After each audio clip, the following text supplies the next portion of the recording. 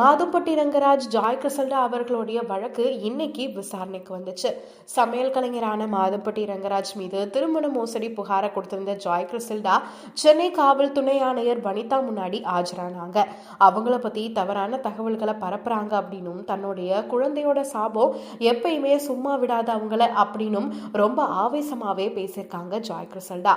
Joy Krishna மாதும்பட்டி Rangaraj மேல தவறான தகவல்களை வைக்கிறாங்க அப்படின்னும், அது மட்டும் இல்லாம சமூக ஊடக பதிவுகளால அவருடைய சமையல் நிறுவனத்துடைய நற்பெயருக்கு களங்கம் ஏற்படுத்தியிருக்காங்க அப்படின்னும், 12 கோடி மதிப்பிலான ஒப்பந்தங்களை இழந்து விட்டதாகவும் குற்றம் சாட்டப்பட்டிருக்காங்க.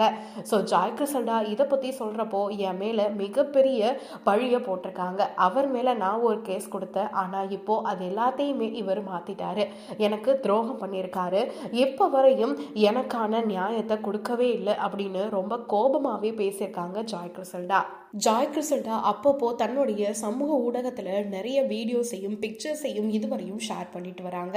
ஆனா மாதும்பட்டி ரங்கராஜ் இதுவரையும் ஜாய் கிருஷ்ணாவை திருமணம் பண்ணிக்கிட்டதாகவோ இல்ல காதலிச்சதாகவோ எந்த ஒரு செய்தியும் செய்தியாளர்கள் சந்திப்புலையோ இல்ல தனியா அவருடைய சமூக ஊடக பதிவுகள்லையும் இதுவரையும் சொன்னதே கிடையாது.